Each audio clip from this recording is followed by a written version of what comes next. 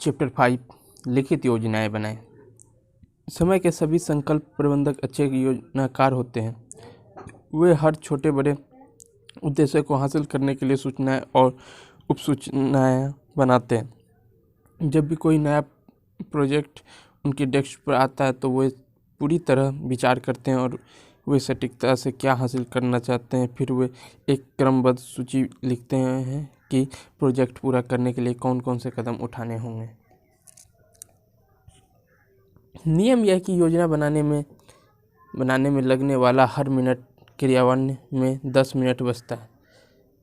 आपको जो हासिल करना है उस पर काम शुरू करने से पहले आप कागज पर सोचने में जितना समय लगाते हैं उससे आपको व्यक्तिगत ऊर्जा पर 1000% मुनाफा मिलता है।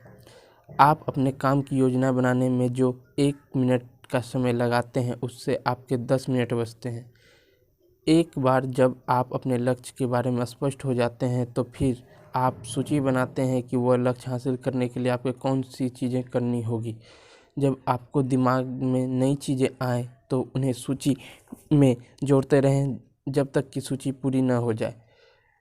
अपनी सूची को 2 तरीकों से जमा लें, समय के हिसाब से, प्राथमिकता के हिसाब से। पहले, क्रम में व्यवस्थित करने वाला आप समय के हिसाब से गतिविधियों की सूची बनाते हैं, यानी लक्ष्य या प्रोजेक्ट को पूरा करने के पहले कदम से लेकर आखिरी कदम तक। जैसे हेनरी फोर्ड ने कहा था कि सबसे बड़ा लक्ष्य भी हासिल हो सकता है बेशर्त आप इसे पर्याप्त छोटे हिस्सों में तोड़ लें। दूसरे, इन चीज़ों की प्राथमिकता तय करें। प्राथमिकता तय करते समय याद रखें कि आपकी सूची की 20% चीज़ ही आपके कुल कामों के 80% मूल्य और महत्व के लिए जिम्मेदार होगी। प्राथमिकता तय करने से यह फायदा होता है कि आप भटकते नहीं हैं बल्कि अपने मुख्य कामों और गतिविधियों पर केंद्रित रहते हैं। जैसा कि गेट ने कहा, सबसे ज़्यादा महत्वपूर्ण चीज़ें को उन चीज़ों की दया पर कभी निर्भर नहीं रहना चाहिए जो सबसे कम महत्वपूर्ण होती है। अपनी योजनाओं की नियमित समीक्षा करें, खासतौर पर जब आपको किसी तरह की कुंठा या प्रतिरोधी का अनुभव हो। जब आपको नई जानकारी या फीडबैक मिले तो अपनी योजनाओं में फेरबदल करने को तैयार रहें। याद रखें कि हर योजना में खामियां होती है, छोटी भी और बड़ी भी। लगातार उनकी तलाश करते रहें। जब आप हर दिन अपनी योजनाओं की समीक्षा करते हैं तो आपको इस बारे में नए विचार, दृष्टिकोण और ज्ञान मिलेगा कि शुरुआत में आपने जैसा सोचा था काम को उससे ज़्यादा तेज़ी से और बेहतर तरीके से कैसे पूरा किया जाए। योजना बनाएं बिना काम और हर असफलता का कारण है। योजना बनाए बिना काम करना हर सफलता का कारण है। पहले से पूरी योजना बनाए बिना काम करने के प्रलोभन से बचें। लक्ष्य हासिल करने की योजना बनाना। स्पष्टता शायद सफलता से जुड़ा सबसे महत्वपूर्ण शब्द है। सफल लोग इस बारे में बहुत स्पष्ट होते हैं वो कौन है और वे अपने जीवन में हर क्षेत्र में क्या चाहते हैं। लिखित लक्ष्यों के अलावा सफल लोगों के पास लिखित कार्य योजनाएं भी होती है जिनका वे हर दिन पालन करते हैं। जब आप खुद के तौर अपने व्यवसाय के लिए एक बड़ा लक्ष्य तय कर लें तो आपको ये 4 सवाल पूछने चाहिए। पहला, आपके तथा आपके लक्ष्य के बीच कौन कौन सी मुश्किलें और बाधाएं खड़ी है। आप इसी समय अपने लक्ष्य पर क्यों नहीं पहुंचते हैं। आपको कौन सी चीज़ें पीछे रोक रही है।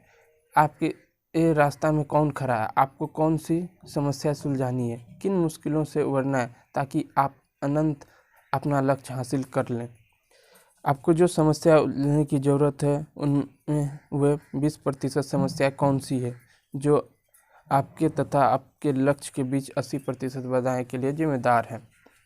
दूसरा, आपको लक्ष्य को हासिल करने या आपके प्रोजेक्ट को पूरा करने के लिए किस अतिरिक्त जानकारी, योग्यताएं तथा ज्ञान की ज़रूरत है। यह कहावत याद रखें, आप जहां हैं वहां तक आपको जो लाया है वह आपको आगे ले जाने के लिए पर्याप्त नहीं है। आपको अपना लक्ष्य हासिल करने के लिए जिस अतिरिक्त ज्ञान और योग्यता की ज़रूरत है उन्हें आप कैसे हासिल कर सकते हैं? क्या आप उन ज्ञान या जानकारी को खरीद सकते हैं? क्या उस ज्ञान से संपन्न व्यक्ति को नियुक्त कर सकते हैं? क्या आपको अपने काम में पूरी क्षमता तक पहुंचने के लिए नई योजनाएं विकसित करने की ज़रूरत है? लक्ष्य हासिल करने की प्रक्रिया में सही निर्णय लेने के लिए कौन सी ये जानकारी अनिवार्य है? जैसा जॉस विलिंग्स ने लिखा था, इंसान जो जानता है उससे उसे कष्ट नहीं होता। कष्ट तो तब होता है जब वह जानता है वह सच नहीं होता।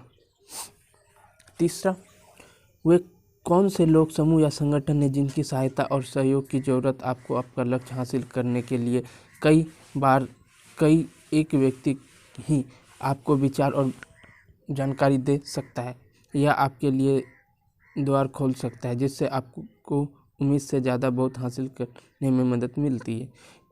इसी कारण नई व्यवसायी अपने प्रतिस्पर्धा में के साथ संयुक्त उपक्रम और रणनीति गठबंधन करते हैं ताकि वे एक दूसरे के ग्राहक को ऐसे प्रोडक्ट एवं सेवाएं दे सके जो वे वर्तमान में नहीं करते। जो लोग आपका लक्ष्य हासिल करने में आपकी मदद कर सकते हैं उनमें से कौन सा व्यक्ति सबसे महत्वपूर्ण है? आप इस व्यक्ति की सहायता और सहयोग हासिल करने के लिए बदले में क्या दे सकते हैं ताकि आप अपने महत्वपूर्ण लक्ष्य और भी ज़्यादा तेज़ी से हासिल कर लें?